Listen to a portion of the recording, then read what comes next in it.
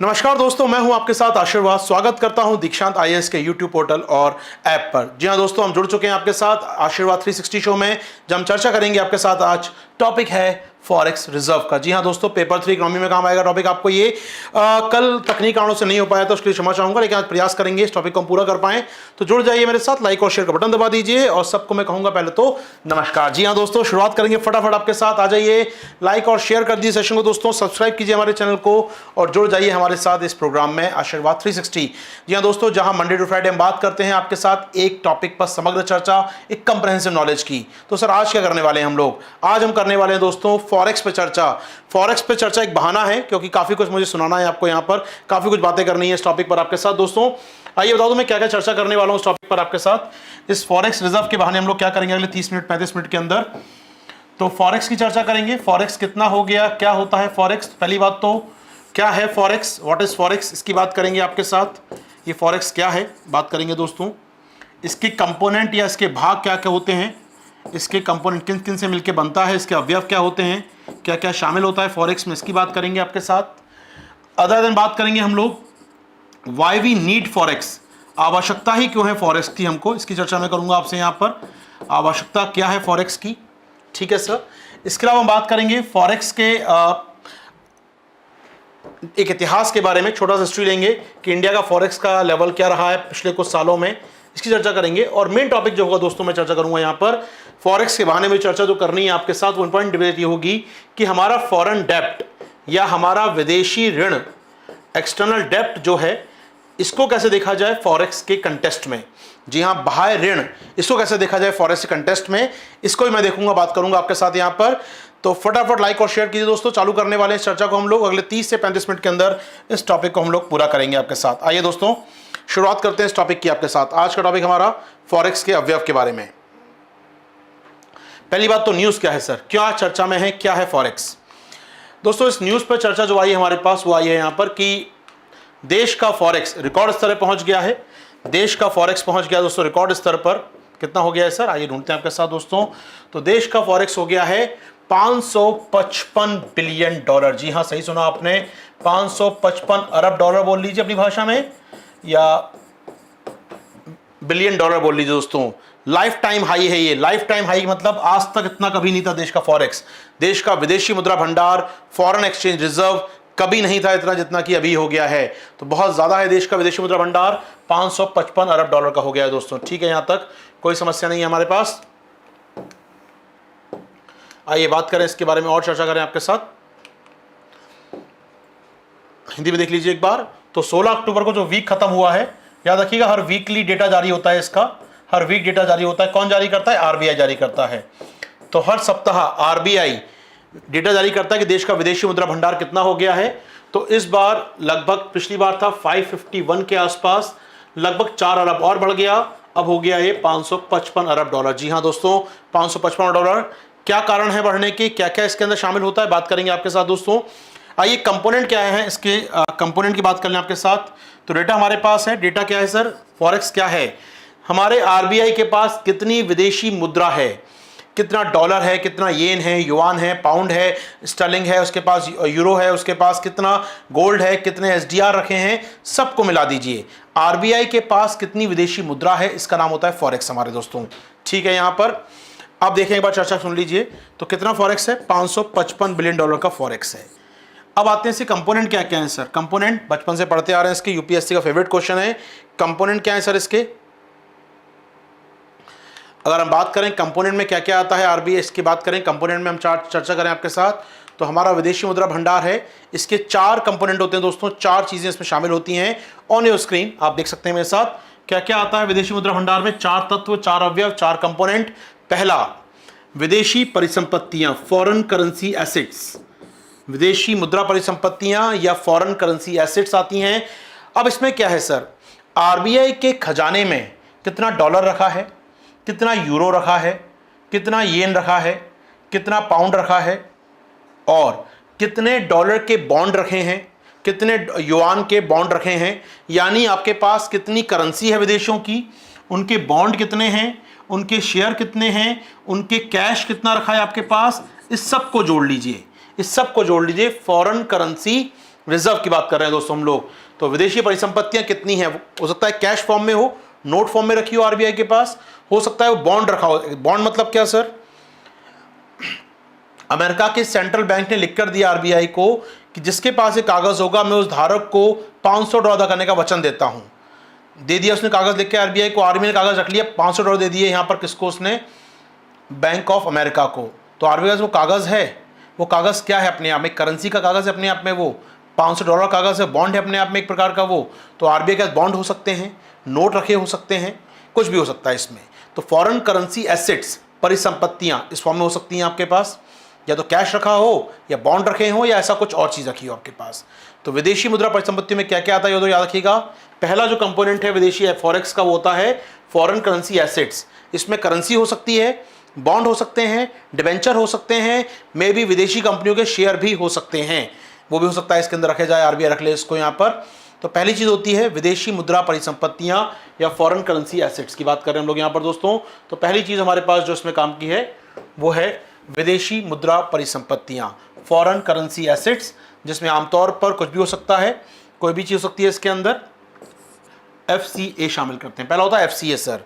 दूसरा क्या होता है इसके अंदर अवयवों में, दूसरा होता है गोल्ड। जी हाँ, गोल्ड। कितना आरबीआई के पास गोल्ड रखा है वो कहलाता है इसका गोल्ड रिजर्व, गोल्ड भंडार। तो दूसरी होती है अवयव में गोल्ड भंडार सर, इसका सामान्य चीज है। तीसरी बात करें आपके साथ, तीसरा क्या होता है, IMF के पास रिजर्व ट्रेंच। जी हाँ, पीटी 2019 में सवाल आया था, इस बार ये पीटी 2019 में सवाल आया था, 20 में सवाल आया था माफ कीजिएगा। रिजर्व ट्रेंच किसका है, तो रिजर्व ट्रेंच क्या होता है, ये IMF के पास जमा होती है हमारी कुछ राशि, जिसके बदले IMF उनको लोन देता है। याद रखिएगा, आरबीआई ने IMF के पास मेंबरशिप हासिल की और IMF को एक सहायता, एक ट्रेंच दिया, एक राशि दी, जिसकी गारंटी के आधार पर IMF हमको लोन देता है। इसे रिजर्व ट्रेंच कहते हैं दोस्तों हम लोग यहाँ पर, रिजर्व ट्रेंच कहते हैं। तो IMF के पास जमा रिजर्व कोष या आरबीआई ने दिया रखने के लिए उसको, जिसके बदले में आरबीआई हम IMF से कभी भी लोन ले सकते हैं। तो ये IMF के पास रिजर्व कोष है या इसको रिजर्व ट्रेंच कहते हैं हम लोग यहाँ पर। पीटी 2020 में सवाल आया था कि रिजर्व ट्रेंच किससे जुड़ा हुआ शब्द है, IMF, WTO, वर्ल्ड बैंक, तो जुड़ा हुआ है वो IMF के साथ। इसके अलावा IMF द्वारा जारी की गई करेंसी जिसे कहते हैं हम लोग SDR, स्पेशल ड्रॉइंग राइट्स, विशेष आहरण अधिकार, ये चौथा कंपोनेंट होता है दोस्तों, चौथा पार्ट होता है ये विशेष आहरण अधिकार। 10 सेकंड देंगे मुझे आप एक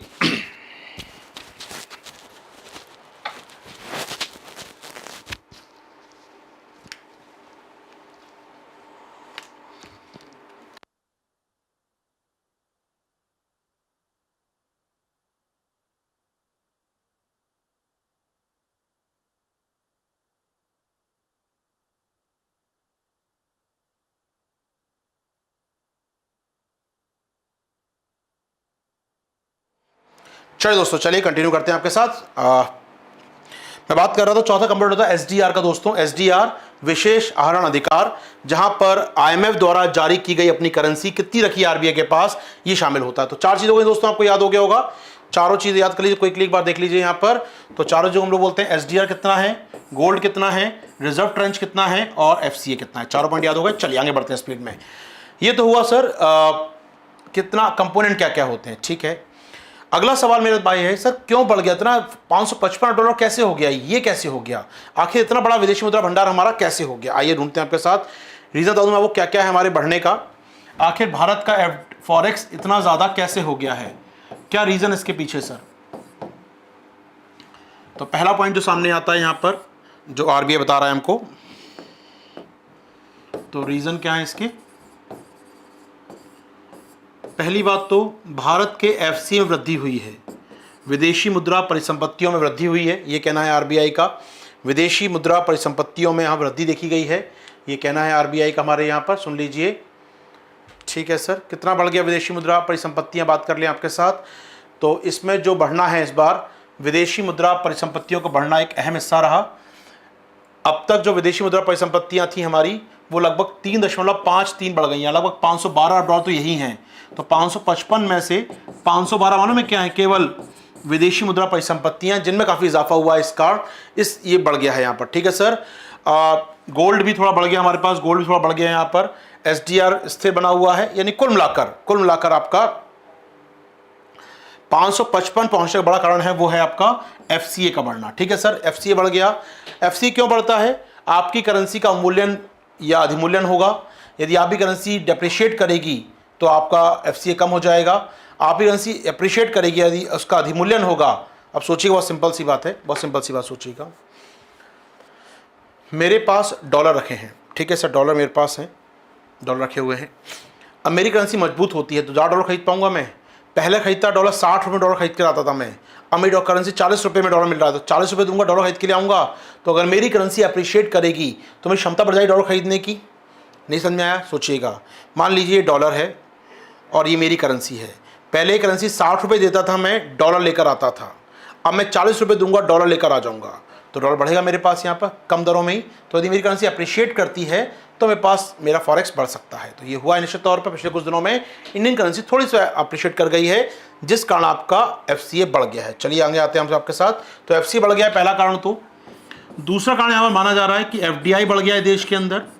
पिछले कुछ समय में एफडीआई रिकॉर्ड स्तर पर आ गया है। ये रिपोर्ट भी आई है हमारे पास एक कि एफडीआई रिकॉर्ड स्तर पर आ गया है। पिछले साल अप्रैल से बात करें हम लोग, अप्रैल मई जून जुलाई अगस्त की, तो जुलाई अगस्त तक की बात मैं करूं, जितना एफडीआई पिछली बार आया था 2019 में, उसके मुकाबले 2020 में अप्रैल से अगस्त की अवधि में अधिक एफडीआई आया है। उसका कारण क्या एफडीआई अधिक आने का सर? सरकार की सो कॉल्ड पॉलिसीज, चाहे वो पीएलआई पॉलिसी हो हमारी, PLI production linked incentive scheme जो इलेक्ट्रॉनिक सेक्टर में लेकर आई है सरकार, प्रोडक्शन लिंक्ड, लिंक करना है प्रोडक्शन को आपको किसके साथ सर? प्रोडक्शन लिंक्ड इंसेंटिव की बात होती है। इंसेंटिव उत्पादन से है प्रोत्साहन योजना इलेक्ट्रॉनिक सेक्टर में लेकर आए हम लोग।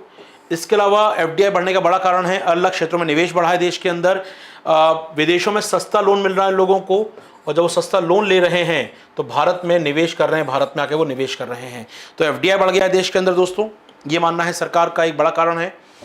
इसके अलावा चूंकि आयात कम हो रहे हैं हमारे, इंपोर्ट हमारे कम हो रहे हैं, विदेश यात्राएं कम हो रही हैं, यानी बाहर पैसा नहीं जा रहा देश के, विदेश यात्राएं नहीं हो रही, लोग बाहर नहीं जा रहे हैं, बाहर का सामान कंज्यूम नहीं कर रहे हैं। तो ऐसे में विदेश यात्रा रुक गई हैं, विदेश में शिक्षा पे होने वाला खर्च रुक गया है, जो भारतीय छात्र पढ़ने जाते हैं वो खर्च नहीं कर पा रहे हैं इस समय। तो ऐसे में हमारा खर्च कम हो गया है, आयात का, विदेशी यात्राओं का, विदेशी सेवाओं का। ऐसे क्या हुआ? इससे हमारा आयात कम हो गया ओवरऑल, और देश का डॉलर देश में ही बचा हुआ है। तो कहीं ना कहीं बढ़ने का एक बड़ा कारण है फॉरेक्स के, वो है आयात कम होना, इंपोर्ट्स कम होना, फॉरेन सर्विसेज का कम होना। ये कुछ कारण दिए जा रहे हैं विदेशी मुद्रा भंडार बढ़ने के। यहाँ तक कोई समस्या नहीं है सर। आइए पीछे एक बार लौट के आते हैं आपके साथ हम लोग। यहाँ पर हमने चर्चा चालू की थी आपके साथ, आवश्यकता क्या है फॉरेक्स की दोस्तों, फॉरेक्स क्यों जरूरी किसी इकोनॉमी के लिए। आइए दोस्तों ढूंढते हैं आपके साथ फॉरेक्स क्यों जरूरी है, वाई वी नीड फॉरेक्स। बहुत सीधी बात दोस्तों, फॉरेक्स का मतलब क्या है? आपके पास कुछ विदेशी मुद्रा है, इतने अरब की विदेशी मुद्रा है। आप सोचिएगा, भारत का एक साल का आयात, एक साल का इंपोर्ट मालूम कितना होता है देश का आपको? एक साल का इंपोर्ट मालूम कितना होता है आपको? ये होता है दोस्तों हमारे यहाँ पर लगभग 500 अरब डॉलर का। थोड़ा ज़्यादा ही होगा, इससे कम नहीं हो सकता। ये 500, 100, 500, 550, ये सिर्फ वस्तु आयात है। सेवा जोड़ दूं इसके अंदर तो ये 800 पहुंच जाता है लगभग, वॉट एवर। इंपॉर्टेंट बात है दोस्तों, हमारे पास इतना आयात होता है, इतना इंपोर्ट होता है हमारे हर साल। अब इंपोर्ट के डॉलर खर्च करना पड़ेगा आपको, तो डॉलर होना भी ज़रूरी है आपके अकाउंट के अंदर। तो विदेशी मुद्रा भंडार क्या होता है? ये एक प्रकार से आयात पर गारंटी है। आप सामान मंगा लीजिए, डॉलर देना पड़ा तो हमारे पास है, दे देंगे, ये गारंटी है डॉलर पर, आयात पर। तो पहला आवश्यकता क्यों है? अच्छा फॉरेक्स मतलब ये गारंटी है कि आप चुका देंगे पैसा, तो देश आपको देने को तैयार रहते हैं, बैंक आपको उधार देता है यहाँ पर, तो आयात पर गारंटी मिलती है इससे, पहला काम। दूसरा, जितना आपका विदेशी मुद्रा भंडार होता है उतने बड़े ग्लोबल मार्केट में आप प्लेयर होते हैं। इसका मतलब क्या है सर? बहुत सिंपल सी बात सोचिएगा, आज अमेरिका चीन से डरता है, क्यों? चीन का विदेशी मुद्रा भंडार लगभग 3.5 ट्रिलियन डॉलर का है, जितने इंडिया का जीडीपी नहीं इंडिया का, उससे ज़्यादा तो उसके पास विदेशी मुद्रा भंडार है। दुनिया में सबसे विदेशी मुद्रा भंडार उसके पास है, यानी सोचिएगा उसके पास लगभग 3.5 ट्रिलियन डॉलर, यानी 3,500 अरब डॉलर का, हमसे लगभग 7 गुना उसका विदेशी मुद्रा भंडार है। विदेशी मुद्रा कैश तो है नहीं उसके पास, कैश तो बहुत कम रखा है उसने डॉलर। उसने क्या रखा है, उसने अमेरिका के सेंट्रल बैंक द्वारा जारी किए गए बॉन्ड रखे हैं, जिस पर लिखा हुआ है कि मैं धारक को 3.5 ट्रिलियन अदा करने का वचन देता हूँ। कागज़ पे लिखा है उसके पास, साइन बाय अमेरिका के गवर्नर के साइन है उस पर, अमेरिका के सेंट्रल बैंक के चेयरमैन के साइन है। ये चीन के पास रखा हुआ है। अगर चीन अमेरिका के सेंट्रल बैंक के पास जाए और कहा लाइए मुझे 3.5 ट्रिलियन डॉलर दीजिए, मुझे आप 3 ट्रिलियन दे दीजिए, 2 ट्रिलियन दे दीजिए मुझे आप, अमेरिका इकोनॉमी ख़त्म हो जाएगी। अमेरिका जानता है कि चीन के पास एक ताकत ऐसी है जो इकोनॉमिक ताकत कहते हैं। चीन के पास बहुत बड़ा विदेशी मुद्रा भंडार है। आज चीन उसको जारी कर दे, लाइए मुझे पैसा दे दीजिए मेरा, आप गोल्ड दे दीजिए, मुझे नहीं चाहिए आपके डॉलर, ये मुझे गोल्ड चाहिए, लाइए गोल्ड दीजिए मुझे इसके बदले में। तो क्या करेगा अमेरिका का बैंक, वो दिवालिया होने के कगार पे आ जाएगा। तो निश्चित तौर पर किसी भी देश की ताकत दिखती है उसके फॉरेक्स के रूप में। तो फॉरेक्स ना केवल आपके आयात आवश्यकताओं पूरा करता है, आपके स्टेटस को, आपके ग्लोबल स्टेटस को, आपकी वैश्विक स्थिति को बेहतर दिखाता है। तो ऑफकोर्स फॉरेक्स अच्छा होना चाहिए। तो आपकी पोजीशन को, ग्लोबल स्थान आपका क्या है, वैश्विक स्थान क्या है, आपके वैश्विक स्थान को बेहतर करता है, आपकी पोजीशनिंग को बेहतर करता है। That's why we need forex. चलिए सर, अब सोचिएगा, थोड़ा इतिहास बता दूं मैं आपको इसके बारे में।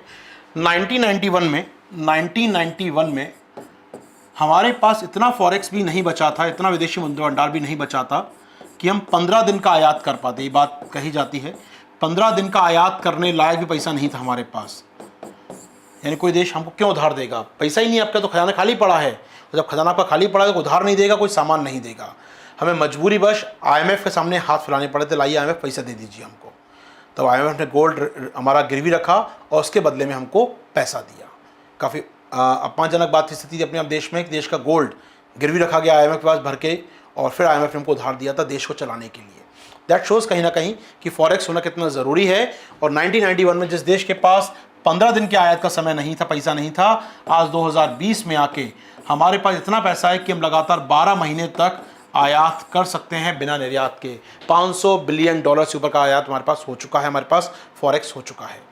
चलिए दोस्तों, ये एक सामान्य चर्चा हुई आपके साथ, फॉरेक्स क्या होता है, क्या। अच्छा, एक चीज़ पूछूंगा, सामान्य चीज़ बताइएगा मुझे आप लोग बताइए मुझे यहाँ पर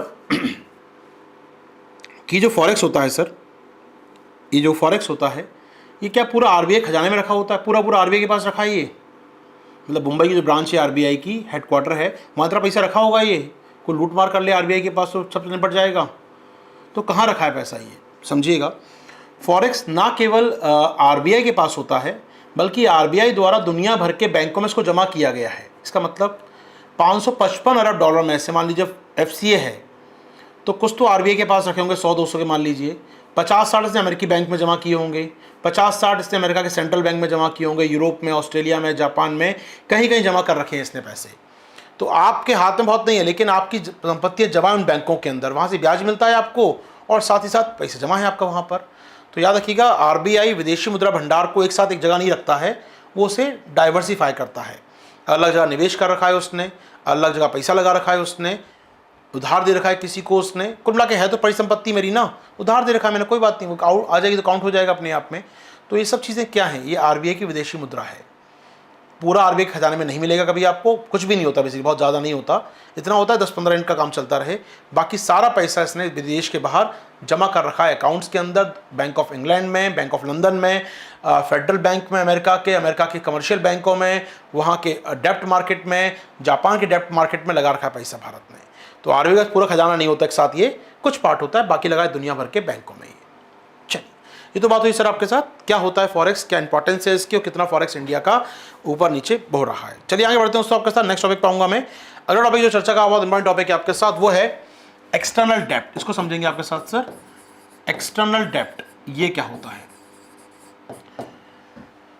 समझिए दोस्तों, भारत सरकार कई प्रकार के उधार लेती है, अपने घाटे को पूरा करने के लिए कई उधार लेती है। कुछ अपने लोगों से लेती है, कुछ विदेशों से लेकर आती है। अपने लोगों से मतलब सर, अपने लोगों से मतलब यहां पर किसान विकास पत्र जारी करती है भारत सरकार।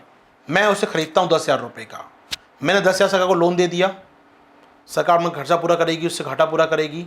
और सरकार ने मुझे वादा किया, आशीर्वाद, 8 साल बाद जो किसान विकास पत्र है इसकी राशि डबल हो जाएगी, 20,000 की हो जाएगी। तो 8 साल तक सरकार मेरी उधारी में है, 8 साल लौटाइए मेरे को पैसा वो, तो ठीक है कोई बात नहीं। तो इंपॉर्टेंट बात क्या है यहाँ पर, सरकार 8 साल तक मेरी उधारी में चल रही है। चलिए, तो यहाँ पर सरकार अपने घाटे को पूरा करने के लिए डोमेस्टिक स्तर से और वैश्विक स्तर से उधार लेती है। ठीक है सर, इस उधार को हम बोलते हैं कई बार एक्सटर्नल डेब्ट। हालांकि इस उधार में एक चीज़ और शामिल होती है, वो समझिएगा कैसा। एक तो भारत सरकार उधार ले रही है विदेशों से, वो सीधी बात सरकार चलाने के लिए, IMF से, वर्ल्ड बैंक से। इसके अलावा हमारी जो कंपनियां हैं, जो हमारे PSU हैं, हमारी सरकारी कंपनियां हैं, हमारी निजी कंपनियां हैं, वो विदेशों से डॉलर लेकर आती हैं, उनसे उधार लेकर आती हैं अपनी कंपनी चलाने के लिए। वो लाई उधार, डॉलर लेकर आए वो देश के अंदर। अब देश में डॉलर तो लेकर आ गए, डॉलर तो चलेगा नहीं देश के अंदर, यहाँ तो गांधी वाला रुपया चलता है हमारे यहाँ पर। तो डॉलर क्या करेंगी, वो देंगी RBI को, उससे लेंगी गांधी वाला रुपया, वो खर्च करेंगे यहाँ पर। अब सोचिएगा, RBI ने डॉलर दे दिया आपको, डॉलर की जगह रुपए दे दिया आपको, तो RBI का तो फॉरेक्स बढ़ गया, लेकिन उधारी बढ़ गई RBI की। कल वो पैसा वापस करेंगे, अपना डॉलर वापस मांगेंगे आपसे। तो ये जो उधारियाँ लाती हैं कंपनियाँ, ये भी हम काउंट करते हैं एक्सटर्नल डेब्ट में। याद रखिएगा, ध्यान सुन लीजिए इस बात को। जो विदेशी हमारी कंपनियाँ विदेशों से उधार लाती हैं, हमारी कंपनियाँ, हमारी संस्थाएँ उधार लाती हैं विदेशों से, वो भी काउंट होता है हमारे एक्सटर्नल डेब्ट के अंदर। चुकाना तो पड़ेगा ना। आज आप $100 लेकर आ गए अमेरिका से, सरकार लेकर आई हो या कंपनी लेकर आई हो, चुकाना तो पड़ेगा। तो उधार तो है आपके ऊपर। ये अलग बात है वो उधार सरकार के ऊपर है या उधार कंपनी के ऊपर है, उधार तो चुकाना पड़ेगा। वो उधार सोवरन है, संप्रभु है, या नॉन सोवरन है, गैर संप्रभु है, उधार तो है। तो उधार में काउंट होता है एक्सटर्नल डेब्ट के अंदर, भारत सरकार उधार और एक्सटर्नल डेब्ट। 2 मिनट सुनिए दोस्तों, चर्चा में इसको आगे बढ़ा रहा हूं आपके साथ। क्या क्या आता है एक्सटर्नल डेब्ट के अंदर, क्या क्या आता है एक्सटर्नल डेब्ट में, सुन लीजिए दोस्तों। यहाँ पर एक मेरे पास PPT है, बात करें आपके साथ, अपडेट दे रहा हूँ पूरा यहाँ पर आपको, कितना उधार है और कितना कहाँ से उधार आया। ध्यान से देखिए दोस्तों इस टेबल को, एरा उम्मीद कर रहा हूँ आप देख पा रहे हैं इस टेबल को पूरा यहाँ से यहाँ तक। ठीक है, अब ध्यान सुनिएगा, इस टेबल के बारे में चर्चा कर दूँ मैं आपके साथ। कितना उधार हमारे पास है इस समय वो देखेंगे। जून 2020 तक, ध्यान सुनिएगा, जून 2020 तक भारत का विदेशी उधार मालूम है कितना है? जो आंकड़ा हमारे पास आया अभी हाल में, जून 2020 तक भारत का विदेशी उधार है 555 अरब डॉलर। जी हाँ, एग्जैक्टली वही अमाउंट जो हमारा विदेशी मुद्रा भंडार है आज अक्टूबर में। ये अलग बात है, जून तक ये डेटा जून का है। अक्टूबर में क्या होगा, वीकांड से 3 महीने बाद रिपोर्ट आएगी। अभी रिपोर्ट सितंबर में आई है जिसमें जून तक का आंकड़ा दिया है। अब रिपोर्ट आएगी दिसंबर में जिसमें सितंबर तक के आंकड़े होंगे, तब हम जान पाएंगे। लेकिन हाल फिलहाल जो अंतिम रिपोर्ट हमारे पास है, जो जारी की गई है सितंबर 30 को RBI के द्वारा, उस रिपोर्ट के मुताबिक जून 2020 तक भारत का विदेशी उधार मालूम कितना था? 555 अरब के आसपास। मार्च में कितना था सर? ये 558 के आसपास। लास्ट ईयर जून में कितना था सर? ये 556 के आसपास। यानी आप देख सकते हैं महीनों की बात कर रहे हैं यहाँ पर। यानी आपके सामने है देश का विदेशी उधार कितना है? 550-55 के आसपास चल रहा है काफी लंबे समय से। ठीक है सर, अब आइए इसमें क्या क्या शामिल होता है, एक मिनट देख लीजिए। विदेशी मुद्रा उधार में, विदेशी उधार में क्या क्या शामिल होता है ऑन योर स्क्रीन, ये काम का टॉपिक हो सकता है। विदेशी उधार में क्या क्या आता है सर? बहुपक्षीय उधार आता है सर इसके अंदर, जो आपने वर्ल्ड बैंक से लिया है, ADB से लिया है, ब्रिक्स बैंक से लिया है, AIIB से लिया है। बहुपक्षीय ऋण, सरकार के या निजी कंपनियों के बहुपक्षीय ऋण। द्विपक्षीय ऋण, बायलैटरल लोन, मतलब ब्रिटेन से, अमेरिका से, जापान से, चीन से, श्रीलंका से, पाकिस्तान से, सब उधार लेकर आए, वो सब कहलाएंगे आपके बायलैटरल लोन। तीसरा IMF अलग से काउंट करते हैं हम लोग, IMF के लोन, IMF से लोन लाते हैं वो अलग काउंट होंगे दोस्तों। व्यापार साख, ये क्या है सर? व्यापार साख, ट्रेड क्रेडिट। व्यापार साख क्या है? आपने किसी को माल बेचा, ध्यान सुनिएगा, आपने किसी को माल बेचा, ठीक है, अभी उसने आपको पैसा नहीं दिया, माल बेचा विदेश में, उसने पैसा नहीं दिया, ठीक है, अब वो कह रहा है कि पैसा मैं दे दूंगा आपको यहाँ पर, लेकिन 1 साल बाद दूंगा। तो 1 साल में कैसे काम करूंगा?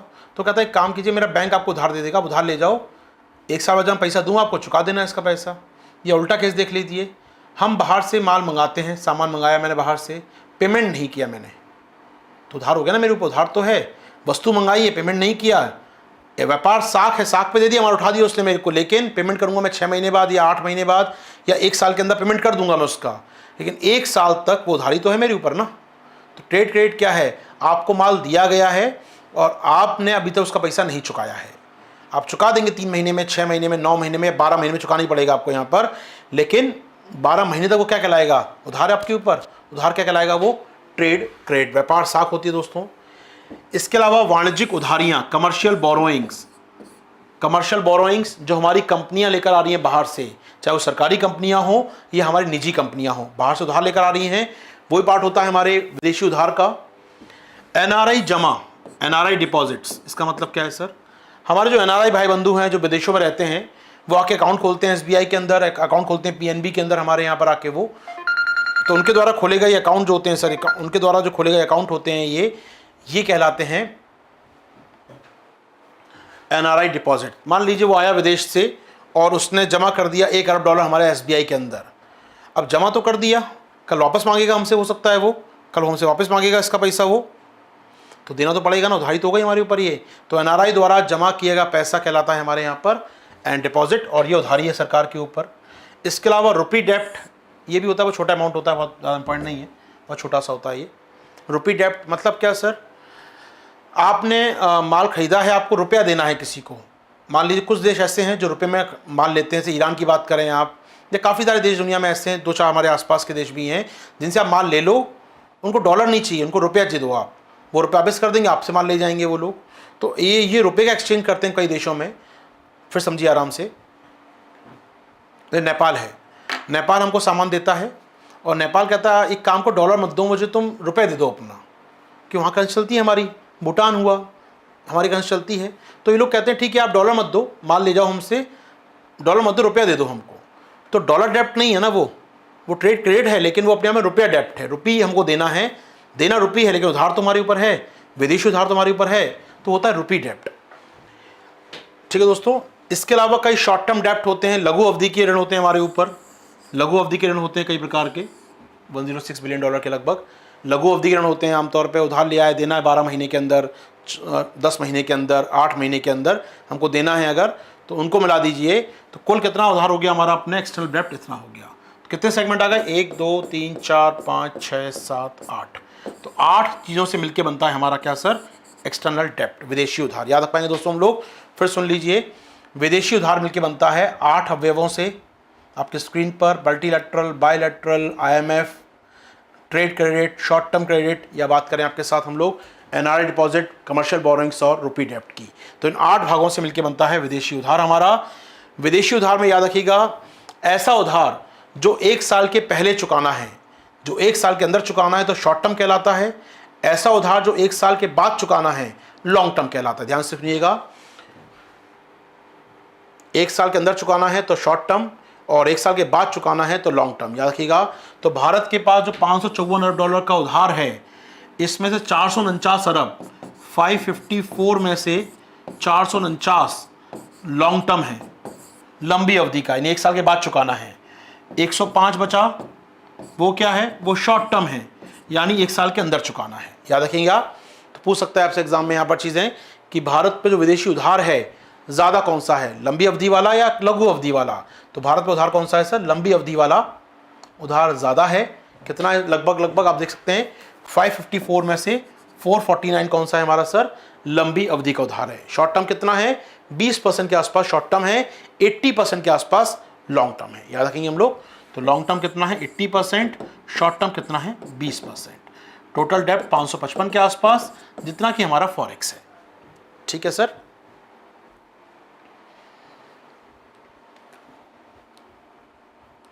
चलिए टॉपिक उम्मीद करता हूं क्लियर होगा दोस्तों, आपके साथ टॉपिक क्लियर होगा आपको। यहां पर ये एक चर्चा मैं कर दूं जाने से पहले, आपके खत्म करने से पहले सेशन को, एक टॉपिक आता है दोस्तों, सुन लीजिए, इसके बारे में चर्चा भी हो सकती है आपके साथ, ये छोड़ दीजिए। एक ग्राफ में दिखा रहा हूं दोस्तों आपको, थोड़ा ग्राफ ही काम आएगा आपके साथ। आप नोटिस कर रहे हैं पहले वाले चार्ट में, ध्यान से देखिएगा, पहला वाला चार्ट, पहला वाला कॉलम, 1991 में भारत में विदेशी उधार कितना था, $83 बिलियन का। 1991 में हमारे पे कितना उधार था 83, फिर 5 साल बाद 93, फिर 5 साल बाद 101, फिर 5 साल बाद 139, 2006 में कितना था 139, उसके बाद 60 दल 60 देख रहे हैं हम लोग, 139 से अगले साल 172, फिर 224, फिर 224, 260, 317, 480, 529, लगातार 2020 तक ये लगातार बढ़ रहा है। 2006 से लगातार या 1991 से लगातार बढ़ रहा है, ये हर साल लगातार बढ़ता जा रहा है। जी हाँ दोस्तों, 2020 में लगभग कितना है ये 558 पहुंच गया, लेकिन जून में थोड़ा कम हो गया इस बार। कम क्या हो गया सर? विदेशी उधार बाहर ही नहीं जा रहे, कुछ सामान नहीं मंगा रहे हम लोग इस क्वार्टर में, ना कुछ हम कर रहे हैं, लॉकडाउन चल रहा है तो कुछ एक्टिविटी हो नहीं रही, ना बाहर यात्राएं कर रहे हैं, ना उधार लेकर आ रही हमारी कंपनियां बाहर से, ना कोई उधार लेकर आए बाहर से हम लोग, तो क्या हो गया, हमारा डेप्ट थोड़ा कम हो गया। लेकिन इन जनरल पिछले 1991 के बाद से 2020 तक हमारा फॉरेन डेप्ट लगातार बढ़ता जा रहा है, लगातार आगे बढ़ रहा है। ठीक है सर, बीच में एक साल कम हुआ था, आपको याद होगा, डिमोनेटाइजेशन का एरा, जीएसटी का एरा, उस साल थोड़ा कम हुआ था, फिर बढ़ने लगा है ये और पहुंच गया लगभग हमारे फॉरेक्स के बराबर। पहला कॉलम हमारा विदेशी उधार लगातार बढ़ रहा है। दूसरा टर्मिनोलॉजी याद रखिएगा, दूसरा है रेशियो, बगल में लिखा है आपके यहाँ पर, ये अनुपात क्या है सर, जितना एक्सटर्नल डेप्ट है और कितना जीडीपी है, इसका रेशियो देख रहे हैं कितना लगातार बना हुआ है सर, ये लगभग 20, 22, 23, 19, 20, 18, 21%, यानी हमारा डेप्ट कितना है सर $555 अरब का, जीडीपी कितना है हमारा सर लगभग आपका $2.7 ट्रिलियन का, यानी $2700 अरब का। कितना आया निकालने के बाद? ये लगभग 21 से 22% के बीच में। तो हमारा विदेशी उधार और जीडीपी का अनुपात कितना है सर 21 से 22%। ये टॉपिक हम लोग देख सकते हैं, हम लोग काम का टॉपिक है ये पूछता है एग्जाम में, एक्सटर्नल डेप्ट और जीडीपी का रेशियो बढ़ रहा है, घट रहा है, अनिश्चित है। आज से कुछ साल पहले 18% था, आज 21% है, मैं कहूँगा बढ़ गया। लेकिन शॉर्ट टर्म में देखेंगे 23-24% था, 21 हो गया। तो पिछले 5 सालों में कम हुआ है, लेकिन 10 साल की अवधि में ये बढ़ा हुआ दिखाई दे रहा है। 10 साल पहले बढ़ गया है, लेकिन 5 साल की छोटी अवधि में ये कम हो गया है। एक्सटर्नल डेप्ट और जीडीपी का अनुपात कम हो गया है। ठीक है सर, इसके अलावा और कुछ जोड़ना है इसके अंदर मुझे? इसको देख लीजिए, चौथे वाले 5 वाले कॉलम को देख लेते हैं। 5वां कॉलम क्या है सर? फॉरेक्स और डेप्ट का रेशियो सर, फॉरेक्स कितना है और डेप्ट कितना है, इसको एक बार देख लेते हैं आपके साथ। फॉरेक्स और डेप्ट का रेशियो देख लीजिए एक बार, कितना है सर? लगभग 91% पर दिखाई दे रहा है हमको ये। अब तो 100% ही हो गया, मतलब फॉरेक्स कितना है 555, डेप्ट कितना है 555, कितना हो गया ये 100%। यानी भारत का विदेशी उधार और विदेशी मुद्रा भंडार, ऊपर फॉरेक्स नीचे डेप्ट, दोनों में 555 के आसपास हैं। 3 महीने पहले कितना था ये? 91 के आसपास था, बट अब आप देखेंगे तो लगभग 100% आ गया है। जबकि कितना चलता था ये? लगभग 100 चलता था कुछ साल पहले, फिर कम हो रहा था, कम होते 68 पर आ गया, फिर बढ़ने लगा 85 पर आ गया, अब ये 91 से 100 के आसपास आ गया। यानी पिछले 5 सालों में भारत का रेशियो बढ़ गया है। की पॉइंट मिल लिए, समझिए की पॉइंट क्या है सर, लास्ट में समरी कर रहा हूँ दोस्तों 1 मिनट के अंदर आपके साथ में यहाँ पर। यानी मैं कहूँ पिछले 5 सालों में एक्सटर्नल डेप्ट और जीडीपी का अनुपात में कमी आई है। जी हाँ, कमी आई है। 10 सालों में ये अनुपात बढ़ा है। ठीक है सर।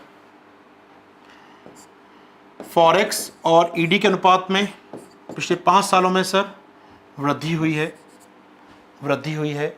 10 सालों में ये कम हुआ है। 10 साल पहले के मुकाबले ये कम हो गया है। ठीक है, ये बढ़ने का कारण क्या हो सकता है सर? फॉरेक्स बढ़ रहा है हमारा तेजी से और हमारा ईडी नहीं बढ़ रहा है। तो ये थोड़ा याद रखिए, क्वेश्चन आ सकता है कभी आपके लिए। पिछले 5 सालों में विदेशी मुद्रा भंडार और एक्सटर्नल डेप्ट का रेशियो बढ़ा है, घटा है, स्थिर है? तो बढ़ गया है पिछले 5 सालों में। कैसे बढ़ा दिखाई दे रहा है हमको यहाँ पर देख सकते हैं दोस्तों, बड़ा कैसे दिखाई दे रहा है।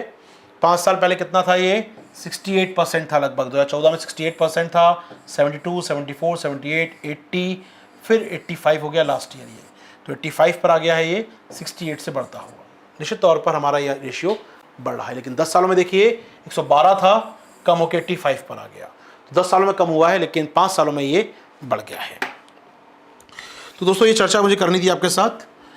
यहाँ देंगे अपनी क्लास को आराम, हम लोग कंटिन्यू करेंगे कल 12 बजे फिर आपके साथ चर्चा होगी अपनी आशीर्वाद 360 में, जहाँ हम नए लेके आएंगे नया टॉपिक आपके साथ। दीजिए अब तक के लिए आगे दोस्तों मुझे अपने सवाल अपने कमेंट बॉक्स में लिख सकते हैं आराम से आप लोग, सवालों का जवाब देने का प्रयास करूंगा मैं यहाँ पर आपके साथ। तो मिलते हैं कल आशीर्वाद 360 में दिन में 12 बजे। तब तक के लिए दोस्तों थैंक यू, शुक्रिया, जय हिंद।